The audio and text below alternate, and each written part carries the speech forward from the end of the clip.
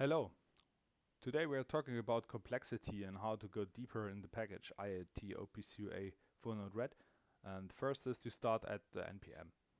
There you will download the package or install it from npm to your computer or Raspberry Pi, wherever.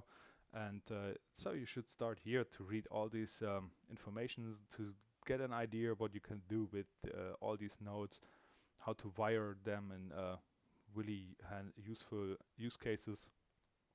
And yeah, that's the very beginning here. The next step is to go to GitHub. There you will find also all examples here. This is a JSON file you could import into your Node-RED.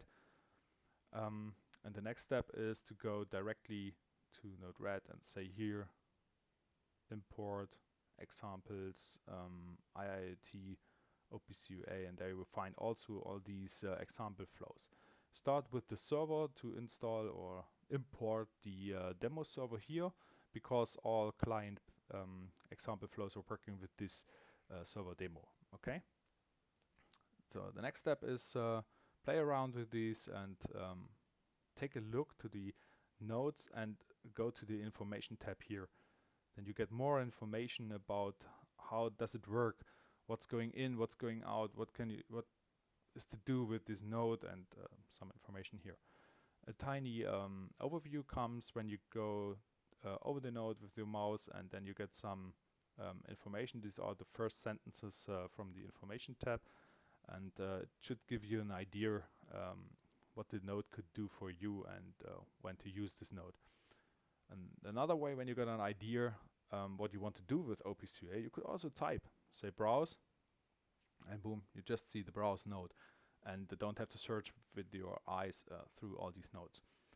And the listener is maybe not so easy, because it's monitoring and event listening at the same time, or that could do both, and we want to do this together because it's working with subscription, all this stuff, and this is very similar in both ways, but the inject is a bit different.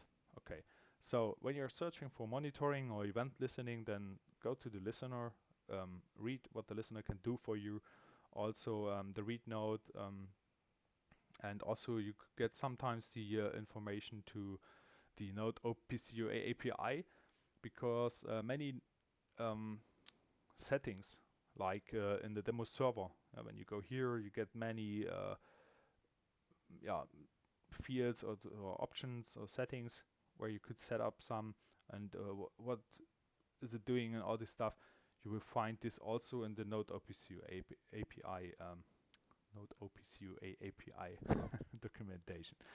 Okay, another great way to get an idea how good the package is working for you is AppMetrics dashboard. When you're familiar with the Node.js, then you could set up this to see what's going on with the IoT OPC UA package. Is it just on